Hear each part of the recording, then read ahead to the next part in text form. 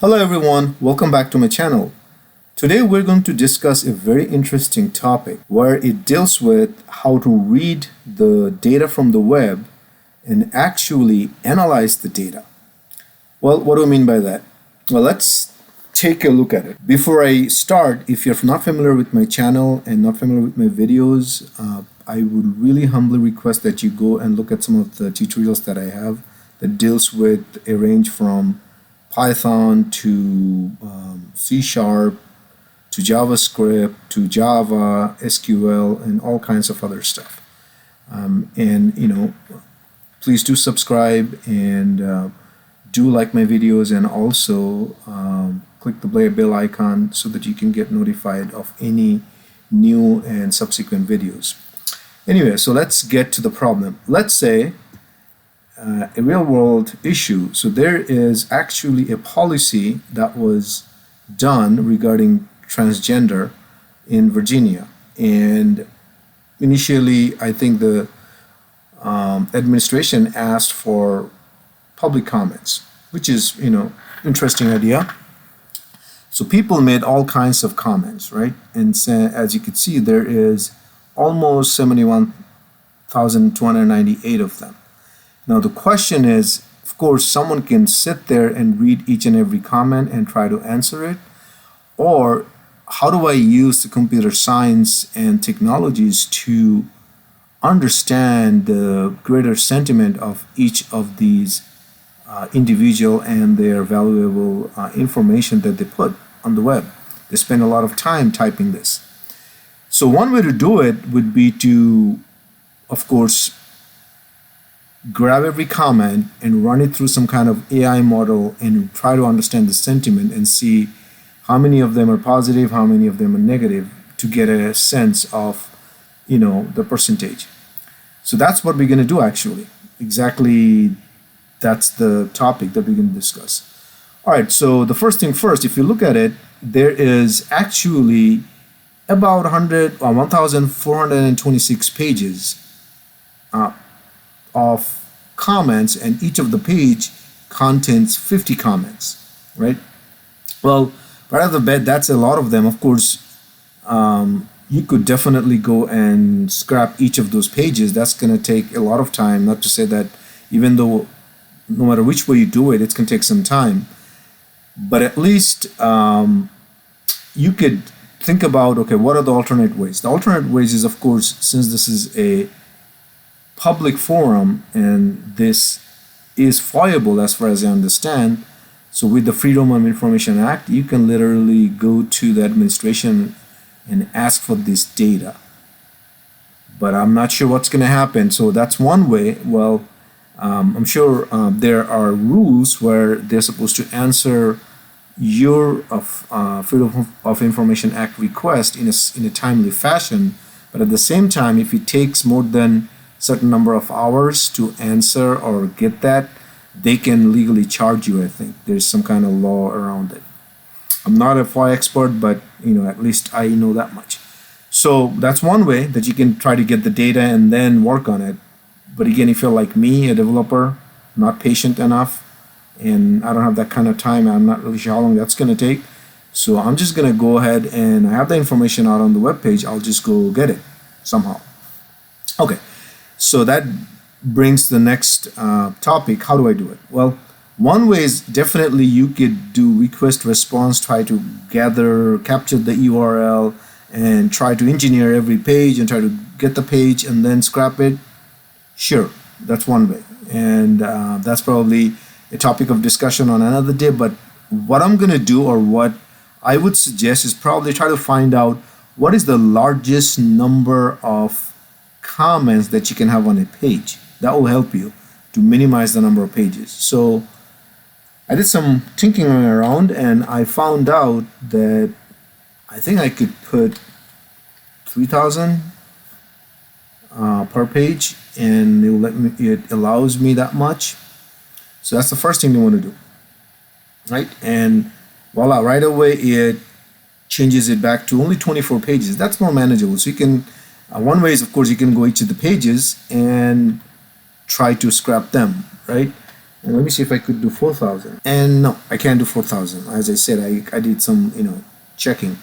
So anyway, so I'm stuck with 3,000, which is not that bad. You have 24 pages of it. So let's say, going back to my 3,000. Okay, so once you have the page, what you could do is, you could say right click and save page as, and you could save each of the pages with an index, like comments page number 1, and then save it, right? So that's one way. And then you go to the next page and save page number 2. So that's how you could save the page, and then the next step would be, what technologies would you use to scrap these pages and get the data out? If you look at it, there's a pattern that you could see, right? There is a commenter, there's a date, there is a title, and then this is the actual comment, and every comment, of course, has an ID. So you look at each and every comment, it's exactly like that, right? All right, so let's talk a little bit about what technologies we're going to use. Well, first of all, we're going to use the popular one called Beautiful Soup. In Python, you could use that to scrap the web pages. It's pretty fast, depending on the parser that you use, but it's fairly quick. And then we're going to use another technology called text-to-emotions. This is a model, AI-based model that you could use to read a text and extract the emotions out of it. It's pretty cool, actually. And then once you get the data, we need to show it. We're going to use matplotlib to draw a chart to show that what the difference in the opinions or emotions rather. All right, so let's get started. I already have the coding done as a sample. So what you want to do is go to the my GitHub link, which I'll post it in the description below, and of course that would be like this one right here, and you could just copy it, and then you could of course open your command prompt and type git clone and clone this, or you could even do it from any IDE. You could directly get it. It's going to be public. All right, so as you can see, I have that thing checked out already, so I'm not going to check it out again. And once you check out, you will have a directory called T2E, and it's going to look something like this. All of your files are going to be here, right? So you can use any Python editor as you like, but I like to use the Visual Studio Code, so that's what I have here. So I already opened it. So I'll explain the code a little bit, what it does, and then you can take it from there, of course. Well, there's only one code, that is analyze.py, and then the data directory, I did not put all the pages, obviously. The data that I explained that you can scrap out from this page, I only put 2 pages. That means you're going to have page 1 and you're going to have page 2. So I saved those data as an HTML, as you could see right here, right? It's right here. So I only saved page 1 and page 2. You're welcome to do auto page 24, which I have done, by the way, and I actually have the final data, and I'll show you at the end of the demo that what the actual result looks like. So that's a lot of all those 71,000 plus comments.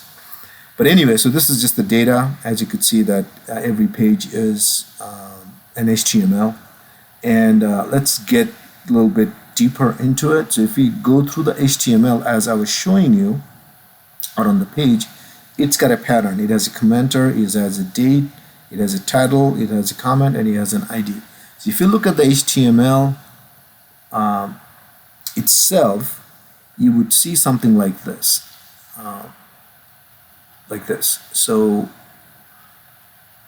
just grab one of the sections. So for instance, I'm going to grab like this. So this div starts from here, and it kind of, if you look closely, it kind of ends in right here, right? And each of these divs, so this is that entire section, it has an ID and a class of CBox, and this is kind of like the ID of the comment. And then this, inside that div, there's another div where it puts the date right here, right? And then you have the commenter section in another div, and there's the commenter name, and there's the title. of the comment, and then of course there's another div inside that with the class div comment, and that's where it has all the comment inside the paragraph, and so on. And then of course pretty much at the end it's just got the ID right here. Okay, so that's about it. I mean, there's lots of way you can scrap this. I just, you don't have to follow exactly the way I did it, but since I wanted to show the data and then the process, I just picked the one that just seemed obvious. Anyway, so let's come back to the code. So I have several methods here, as you would see. Of course, there's one that says parse HTML and show results. Of course, what that does, it will go through in a loop every page and extract out the comments and all the relevant data and create a CSV file out of it, right? And then it will also aggregate the data, and at the end of the entire process, it will go ahead and show the actual chart that has the data and that has the analysis of it. Okay? And the second one is it assumes that you already have the data somewhere on the CSV file, and it's just going to go ahead and load that CSV file and read the data and just show the chart. So this one is fairly obvious and simple. And then of course I have some minor helper methods that write to CSV file. It just grabs and writes it to the CSV file.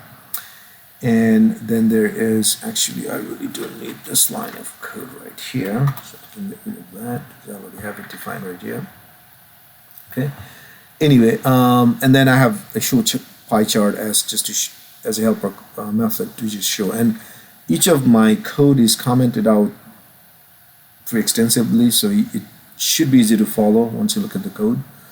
And of course here, if I have to describe the code, initially it imports and does all kinds of interesting things, like it needs to import text to emotions, it needs to import the sys, this is the data model for the text to emotions, this is the matplotlib, and we only need the pie plot, so we just didn't just imported the pie plot, and there's a beautiful soup. So these are just some static things that I declared initially, that what would be the code base. And the way I made this code is, let's say you are scrapping because there's lots of pages and a lot of comments. If something goes wrong, I made it in such a way so that you can resume. So you can actually start from a specific page to resume your thing, and even from that page, you can start from a specific ID. So if you just change these two, and that's all you got to do, and then there's a sample that you can start from page 2, and then this is kind of like almost at the end of the ID. It will automatically do it. All right. Anyway, so let's describe the code. Let's look at the first one. First one says parse HTML and show results, right? So let's look at that method right here. So of course, the very first thing it does, now I didn't use the normal file open because those web pages are encoded into Unicode, or has a specific page encoding, so it's probably better to encode it using UTF-8 Unicode. So that's what I did. So I used codec, which is probably a safer way to approach. And then the CSV file name, which is nothing but t2e.csv. So it's basically saying you're gonna open this file as an append mode. That means I'm gonna write it to the file or as I read the data. And then of course, this is nothing but I'm just using dictionary writer to open the CSV file. And based on these field names, which I kind of showed you initially, all these field names, I'm going to create a CSV file with these headers, right? We'll have informations like ID, title, comment, created date, created by. Let me show you. ID right here, title would be this, comment would be this whole big thing, created by would be whoever commented it, created date would be this, right? So obvious, you get all these data points. And then what happens is when I analyze the comment, and this is the interesting piece, when I analyze any comment, any text, it gives me different types of emotions. So all the emotions are kind of like, has a total of value 1, but then it will tell me that I got 0.1% or 10% happy, or 0.02% angry, or 0.4% whatever surprise, and 0.3% sad, and whatever the rest of it is fear. So all of this thing to kind of adds up to 1, so you can kind of see what's going on with every comment and analyze it. So I need to put that specific data as well for each of the comments, for each of the rows, each of the comments that you read. So that's what these are. All right. So as you could see that I am preparing this back to this parse HTML and show result. So I'm preparing the dictionary header, and then I'm, of course, since I said I'm going to aggregate each of the comments, I'm kind of initialize them as 0. As you can see, each of those: happy, angry, surprise, sad, fear. All right, and then I'm going through each of the pages, right? Right now, here, as I told you, I only got 2 pages, so that's why I kind of said, starting with page 1, you'll see that's what I declared in the beginning, and this is kind of like the upper bound, but not included. That's excluded. 3. Okay, so it's going to go read page 1 and page 2, and then read all the comments. So then this is just a file name. As you could see, it's under data subdirectory, and then that's the name of the file, this whole big long, and then with the index, as it's only going to go up to 1 and 2 times, but when you download all 24 of them, you could go up to like 24 times, and the upper bound would be 25. .html. So basically saying, go ahead, read that file, process it. Again, you're opening that file as read-only. The CSV file would be what we would be writing to, but this file we're reading from the HTML, those comments. And then again, I used codec instead of normal file because I need to worry about the Unicode.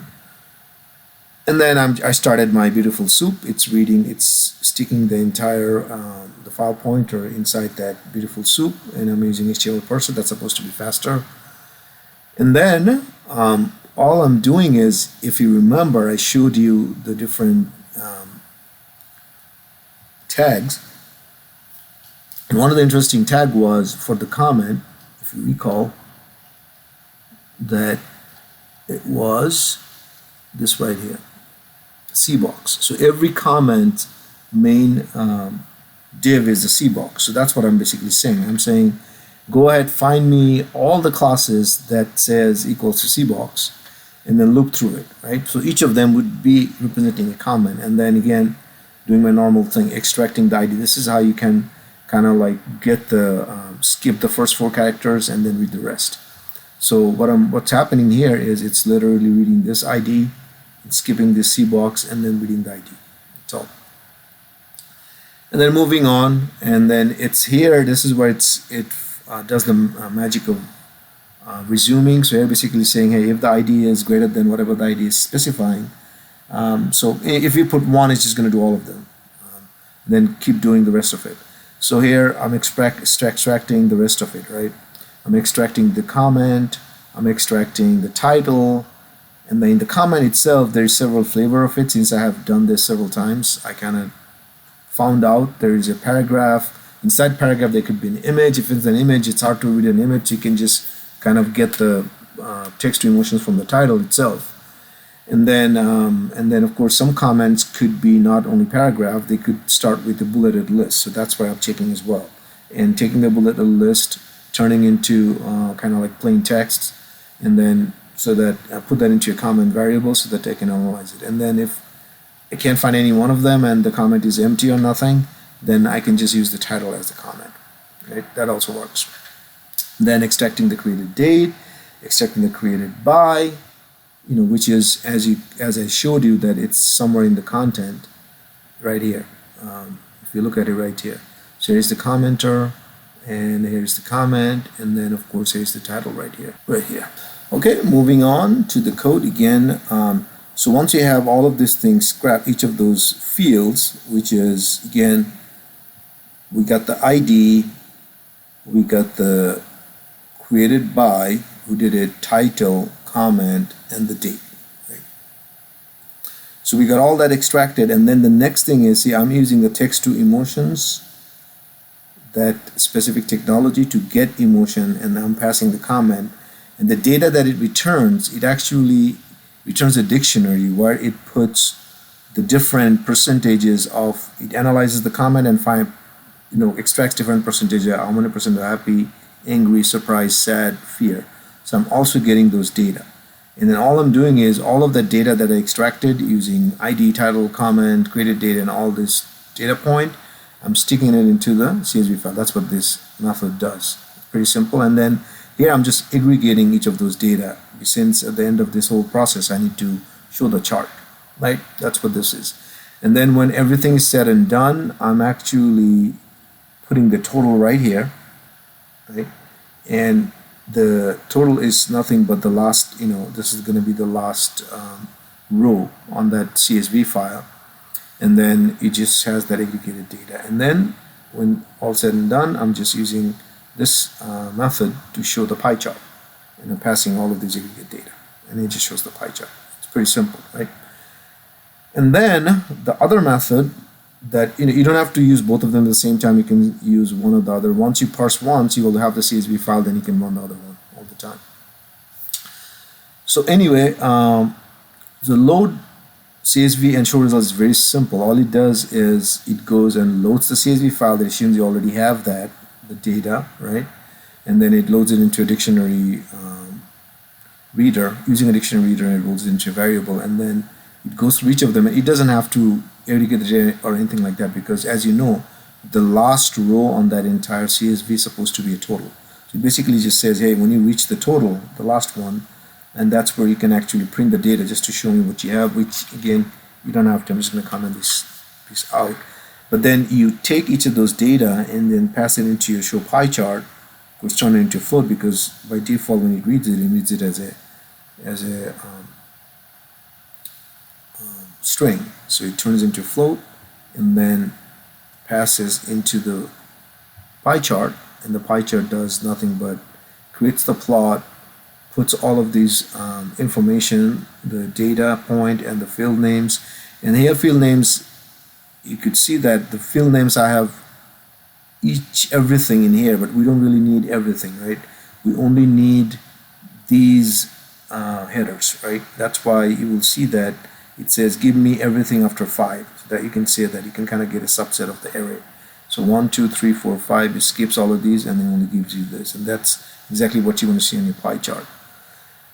So anyway, it sets some custom colors and sets the percentages and all that, and shows the pie chart, so which is pretty neat. Now let me run it. So first I'm going to run it to show you how it does the parse, then I'm going to show you how it does the load, right? So again, I don't have to comment it. I'm just going to go ahead and run this as is. So let's go ahead, run this. And I'm using Python 3.10. You don't have to use that version. You can use any one of any previous one that actually supports any of this technology. So here, as you could see, it started extracting comment. It's reading the first page, the first HTML, and then it will do like this. It will go like that, right? And here it started creating the CSV file, as you could see, right? And again, I have done this. I'm not going to go. It's going to take some time. It's going to take a long time. I mean, if you want to do all the comments, it probably takes hours. So anyway, I'm just going to kill it. And just to show you the CSV file, see, it formatted the CSV file and extracted the comment from that HTML, each of these comments, and of course it's got all the other data as well, right? Data for the different analysis of the comment. Now another neat thing about this is, here I have the final version right here. So that's what I'm going to show you, the actual data itself. So I'm going to go ahead and delete this CSV, which I don't need. But if you look at you can literally open this thing in Excel. So that's another neat thing about it, right?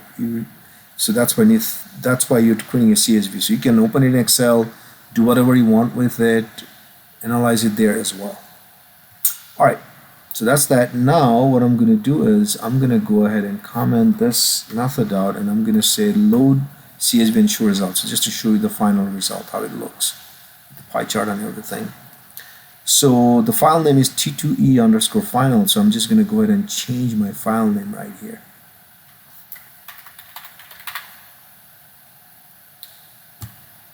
And run it. There goes the final result. It's actually all the 71,000 plus comments, as you can see. Look, for that policy, that the administration has, it looks like the AI model says 34% is in fear, 29.2% sad, 27.6% of those comments are happy, there's 2.9% angry, and 5.6% surprised. Now, of course, if someone, like me, I consider fear as a negative connotation. So if you consider fear as a negative, sad as a negative as well, and someone gets angry as a negative too, surprise, I'm not really sure you could call it neutral. So if you add angry, sad, and fear, that looks pretty bad actually. People don't like it. So again, you can do the analysis this way of any kind of public comments, with this approach.